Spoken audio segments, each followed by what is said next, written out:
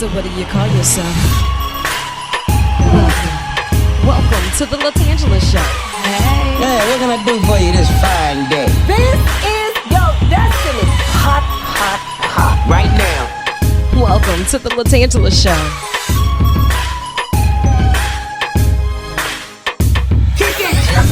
Come on in and enjoy yourself. Right now. We gon' party like no one else. Welcome to the LaTangela Show.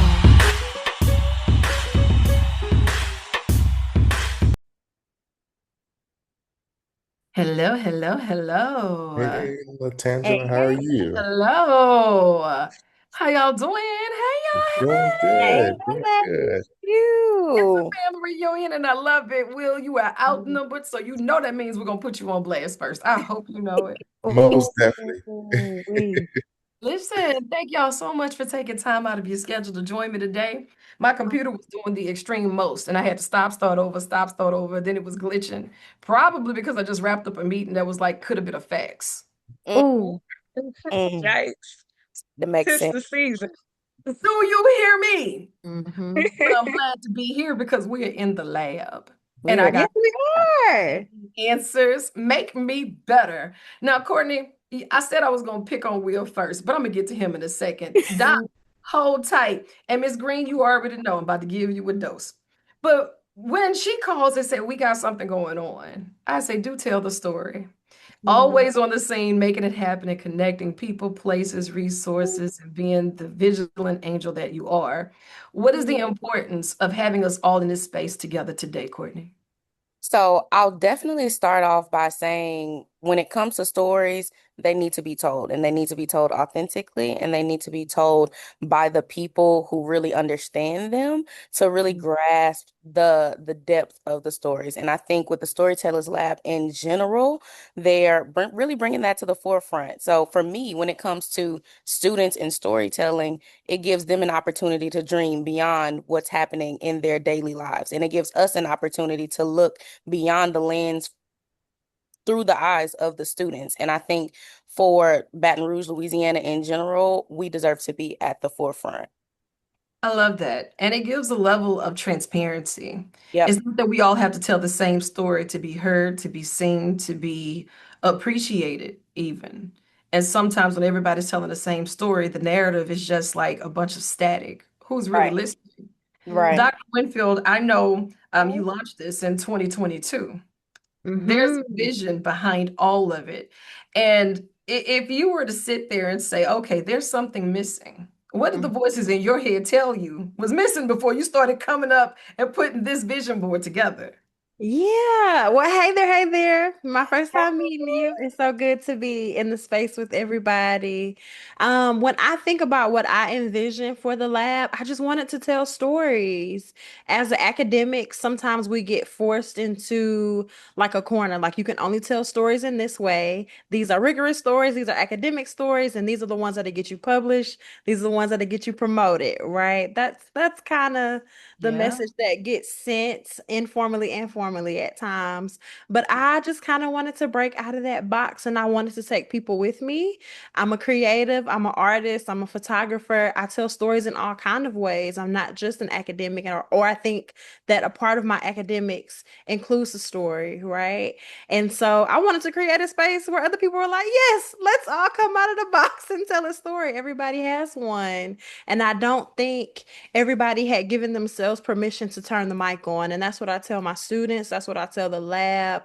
In this space, wherever we are, you can turn the mic on for yourself and for someone else. And that the stories that you tell are worthy of being published. They are worthy of being shared. Somebody needs to hear them, from the funny stories to the very dramatic ones to the intergenerational stories that people at times miss, but there's so much richness there when we bridge those gaps. So that's really what I envisioned really before 2022. 2022 is when that paper met my hand. Okay. Yeah. We're able to do some things. But even before I got to LSU, I was thinking about what can we do with stories, and has anybody ever done it before? And if not, I guess it's time for me to put my hands to the plow and make it happen. And really what I found is that other people were willing to do that work with me, and we Mhm. created a home. It's ours and it's ever growing. And now we're here. We're telling more stories and we're inviting the community to share in that moment with us. I love the fact that you said, and I made a note of it, give yourself permission. Mm-hmm. Oftentimes we sit there and we wait on everybody else to give us the okay, a green light, or maybe even a little nudge to do what's burning inside of us. And Mm-hmm. then we'll sit there and that dream becomes a nightmare because that expiration date of sitting still has collected so much dust. We're Oh, frustrated, not with the world, but with ourselves because nothing stopped us but us. And I'm preaching to myself right now. So, you know what I mean? If that's you think, good. cool, but listen, you are the reminder for me today that now is the time. And It for is. whatever it is that people are going through, now is the time. Everybody's going through so much. Now, everybody has a story. And I see, I'm gonna pick on Will last. Oh, Dr. Winfield, tell me now, how did she make it to unmute your mic? You finna talk to us today. How did you make your way to the scene to say that this lab and the storytellers was something that you wanted to be a part of? Well, technically, I've always been the one to be extremely vocal about everything, whether that be shared stories or any other experiences that other people have may gone through in the past. So, Uh-huh. with that being said, me as being a black male, most of the time our stories are not often heard. So, therefore, I wanted to be the building block and be that person to lay the foundation to allow other people to see that it is okay to share stories within our communities because most of the time we are overlooked. So, I wanted to be that leader. I wanted to just branch off to do something that I've always wanted to do is pretty much share stories, and be a voice for people that can't be a voice for themselves. When you said as a black male and the things that may go unnoticed, unheard, or unsaid, because I'm not sitting in a barbershop, I don't know. We can tell your story from our lens, our perspective, but what are some of the things? Enlighten us, because I love to learn by listening. I gain greater levels of understanding, and then that helps me see how to navigate towards other feelings outside of my own. For now, you and your guys, you're hanging around. Like, what are some of the things that y'all discuss that you just feel you can't say out loud? So we do, of course, discuss things like from an emotional standpoint, because most of the time as Black men, we do have to remain vigilant. We have to remain strong. And we have to be that space, that safe space for our Black women in our community. So, of course, with us being Black men, we cannot necessarily express so much within one setting, but once we all come together, as one unit, we are able to have that safe space amongst each other and share that valuable information. Like it is okay to be different. It is okay to be progressive. It is okay to also do things academically versus athletic. So that's what we normally do as me and my guys, to be that foundation for every other young African American that is inspiring to be in leadership roles, such as, ourselves. I love it. And he said a lot when he said it's okay. Like, if you're looking for validation from everybody else who may not have a sense of themselves, it's okay to do what makes you happy, what makes you comfortable, what makes you thrive. Because if not, you're living in a bubble in someone else's lie. Now, Ms. Green, I know you did not fall in here by default. You are always somewhere making everything greater just by your presence. Tell me, what inspired you to be a part of the lab? Well, listen, it started back in 2024. Let me tell you, with Dr. Winfield at the helm, that was one of the reasons why I applied to the manship school. I'm a second I year love that. doctoral student, and I think that it's essential, it's so crucial that the stories that need to be represented get represented. And it's so important in my background in strategic communications that we tell authentic stories, but that doesn't happen without trust and transparency. I'm also a huge proponent that we were appointed and anointed to build, to create, to innovate, and to speak in spaces that may be chaotic, that may not be excellent, that may not be amazing spaces to speak in, but we're anointed and appointed to do it anyway for such a time as this. I don't think that anything happens by chance. And so I don't think that my connection with the Storytellers Lab happened by chance either. This Yeah. work is so important and it's so special. It is. And I love the fact that you mentioned trust and transparency because sometimes we just hang on to words because we've heard them so much. And then we become parrots. Repetition, repetition, repetition. You'll see it in the music, you will see it in the movies, you'll even see it in the daily walk. And then it's almost like if you don't know what to believe because you're not thinking for yourself, if you're not doing the research for yourself, and if you're not strong or bold enough or think that it's safe enough in that space to ask why. People might Yes. look at me different. They might say, I can't sit with them anymore. You got to be all right. It's okay to say, I'm willing to sit this one out. It's okay to say, I don't think that way, but I at least want to understand why you feel the way you feel. Tell me your story. And then maybe we can compare stories. And then the story is better for everybody else who's reading it or walking through this with us. And now we're in such a climate to where this cancel culture is weird. I'm like, so you get canceled for thinking, you get canceled for speaking, and then you're getting canceled by people who wasn't riding with or for you anyway, or people that you probably wouldn't want to sit at the dinner table with anyway. You know what I mean? So the lab creates a space for people to throw things on the bulletin board and say, well, how do we feel about this? What are some of the things that's hitting your bulletin board, Miss Green? Like if you were to sit at your tea parties or what you like to do, what you do in your spare time besides traveling and showing the world? What do you like to do? Well, right now my focus is my research. I'm Okay. halfway through my doctoral program, but I will say this. I think the importance of our documentary screening and the events that the Storytellers Lab puts on is because we make space for the stories that develop our students. So not only are we telling and sharing the stories that matter, but we're making space for our students to hone their skills in storytelling I love as it. they tell the stories that matter. Love it. Specifically for our documentary screening, we are focusing on, we have a plethora of just talented young students who have curated their own creative pieces, their own short documentary films where they are merging culture, they're merging community, and they are merging communication in such a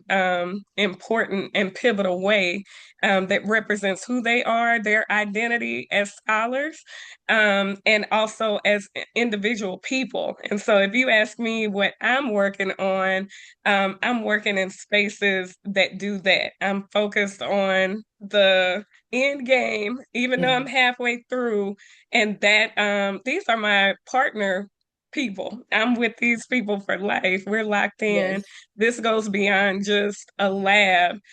This is a passion project. As Dr. Winfield mentioned, she started this a long time before. And I just think that the storytellers in this group are kindred spirits. And I'm just happy to be a part of it. Absolutely. Listen, we're gonna start adding Doc to the name now. Girl, we're proud of you. Do you understand me? And Thanks Dr. so Winfield, much. to hear her say all of the things that she's saying with so much passion, and to say because you were a part of, she knew it was a safe space in the right place. Mhm. What does that say for you as a storyteller, knowing that's a part of the story that you help shape in some form or fashion? I'm trying to keep it together over here. I Yeah. really am. Yeah. I feel touched. I feel blessed that I get to create a legacy. I tell my students and my co-authors and my co-researchers all the time, like y'all are history makers. Y'all are not just researchers and storytellers, y'all are trailblazers. And that's a part of being a history maker. Like people will look at you funny, like, I cannot believe y'all out here doing this again. Yeah. Right. But I also feel like what I envisioned a long time ago when I was a doctoral student and when I came here as a professor, as an assistant professor, that dream was realized, that it wasn't just me, we were like, oh, I ate too late. I'm having bad dreams again, y'all. This is too much. This is heavy work. I gotta stop. But it's not that. It wasn't that. Yeah. It was something much deeper than that. And so for the doctoral students, the other graduate students, the undergraduate students, and even our community partners to grab a hold to what I envisioned for storytelling in Baton Rouge is beautiful. But additionally, for them to grab a hold of what I envision for storytelling across the country, a lot of our students at LSU are not just from Baton Rouge. Many of them have come from Georgia, California, Big Texas. Okay. Yes, Big Texas. And they're from all over. And they want to tell their stories as well. And so a part of my job is equipping them with the tools and the confidence to sit down with others who have a story because that helps to illuminate their story. And I love it so much. So when I hear Keturah, future Dr. Green talk about it, I'm just like, she gets it. That's my Yes. girl. She gets it. And so it's beautiful to me. I think about this being the 5th annual. Like, what in the world? Lord have Time mercy. flies. 5, we've Yeah. screened 31 short films, and 3 of those have been feature length. And so to think about what we've done in a short amount of time, the people better be scared because there's so much more coming. Y'all ain't I seen love that. nothing yet. You know what I mean? It goes beyond the classroom. Will is in the class that I'm teaching now, and he's a part of the screening. So one of his films is going to be screened on Friday. But What? I also think about, yes, director Will. Come on, Will. Will straight from New Orleans, and he got a story to tell. It's a love story. And so I just think about what we've been able to do. Some of my students have countered the narrative of their hometown. So last year we had a student to talk about her hometown in California, but she wanted to talk specifically about the projects of Watts, Imperial Courts. And she was like, everybody's talking about it, right? California.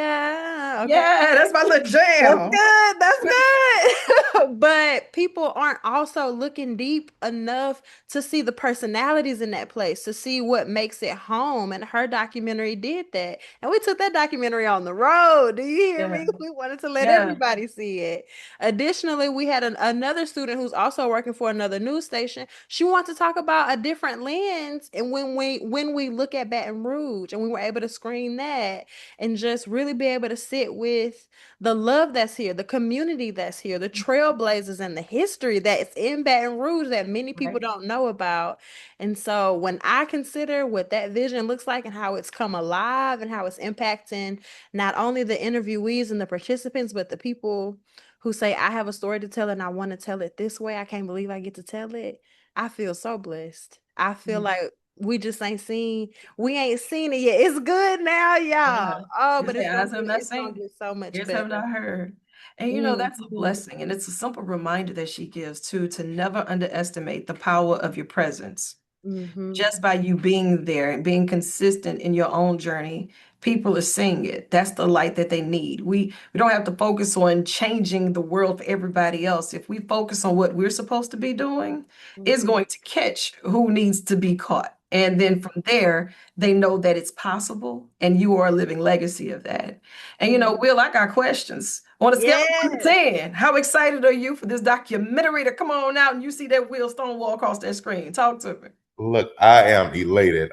Like I said, this is something that I've been wanting to do for a very long time. And I really am grateful and appreciative of the way that Dr. Winfield has laid the foundation all semester for all of us.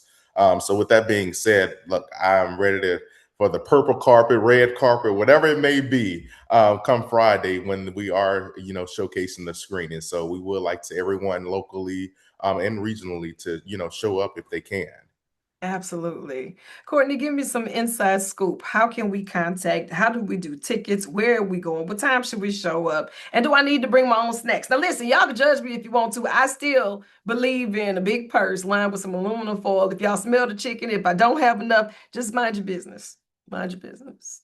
I'm a work in progress. Don't judge me. First of all, that is hilarious because same. Second of all, I know I was able to send you the flyer. So there's a QR code on the flyer that people can scan, but you can also RSVP with Dr. Winfield's email. And Dr. Winfield, I'll let you say your email just to be sure. But also you can just show up. But Dr. Winfield knows a little bit more of those logistics better than me. Yes, that's so funny. LaTangela, the way when you said you keep snacks, Kourtney has some of my snacks in her purse right now. I when we go currently see the do. movie. That's Currently do. teamwork. I told God, listen, if you send me my people in this season, I'll never let them go. Hey, my people. Yes, hello. Oh, we're gonna keep a snack. What? Please. I'm gonna be We're gonna looking keep for the my work in a people when snack. she We gotta comes. stay empowered. Let's go. Yes. Please, it's gonna be so good. But yes, bring your snacks. We're not checking the bags at the door, but don't make us. Please don't make us. I got you. You can scan the QR code, but you can also email me at aswinfield@lsu.edu. That's ASWINFIELD@lsu.edu. It helps us to know how many snacks and refreshments. So getting a cute little head count, and then I'm gonna guesstimate about 15 more than that. That's what I'm gonna guess. But yes, we just want the people to come out. We're gonna be in the Manship School's journalism building.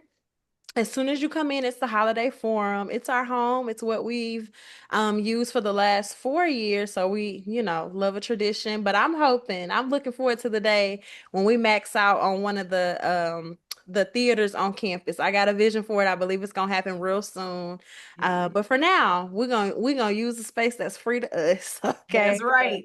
That's That's what right. we're What using. day and what time should we show up? Because we're pulling up. Yes, y'all come on, pull up on Friday, this Friday, May 8th at 5:30. We do like to start promptly, but we're gonna be shaking hands and giving hugs and passing out finger sandwiches and sweet tea and lemonade by 5:30. Okay, so y'all come on down. We will have a purple carpet, like William said.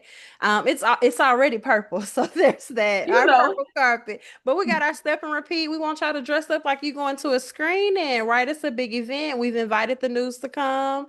That's how we got here. So thank you so much. Okay. Listen, We it's want a the field people to trip. show up and support because I think before we ever get our big name documentarians, they have to feel supported here and now. They Right. need that support here and now so that they feel encouraged to take these stories on or even to tell different stories after this, right? And I Yes. want them to have that. Before we get our next Edward Buckles, I need for our students in the class right now to know that they are empowered to tell stories about their community, about the love that they feel, even about the things that we maybe didn't know were happening, like events that are happening. One of our documentaries is about Gloves for Gleason, which is an event that happened this spring in their support of ALS, right? We have another documentary that's talking about Louisiana love stories, right? That's William's team. I'm like, okay, tell me about the love, because Lord have mercy. Tell us about Okay, the love. director. Lead the way, director. Tell us about the Tell me love. something. All Okay. right. So, of course, we've laid the foundation for telling love stories and how they mold and shape Southern Louisiana and its culture. Of course, we are known to much adversity here in South Louisiana, whether that's politically, disastrous wise, or anything that may align within those type of concentrations. So, what we wanted to do is we wanted to expound off of those struggles that shape the love of how everything connects back to the culture and traditions of the state of Louisiana, more particularly South Louisiana, to be more specific. So that's what we really wanted to do. We wanted to just see how we can do a compare and contrast and also tie in relatability to adversity that, people may see. My topic, I don't want to spoil it, but Don't mine give the is people too much, director. so we'll save that. So but of course mine is a very touchy topic, pretty much within how minorities are shaped around love. So that's what we wanted to actually concentrate on within the segment of my group as well. Okay. I'm excited. Listen, AS Winfield at lsu.edu. That is your ticket in. Get there at 5:15. I want to make sure you got your parking space. You got a seat. Don't be coming in. That's my, hey girl, how you doing at 6:15? I'm trying to watch what I'm trying to watch now. You hear me? Talk to us after the fact. I'm trying to say something right now. Thank y'all so much. I want you to think of this as an extension of your office. So whenever you have anything going on, feel free to jump in the hot seat on the tan line. I'm here. Kourtney gonna call, she gonna pull up, and I just advise y'all to pull up with her. We are here. I love you, and there's absolutely nothing you can do about it. Congratulations so much. Thank you so much. We love you. Love you. Thank Like you so Yes, much, royalty. thank Desmond. you so Royalty. much for Y'all are the having us. best.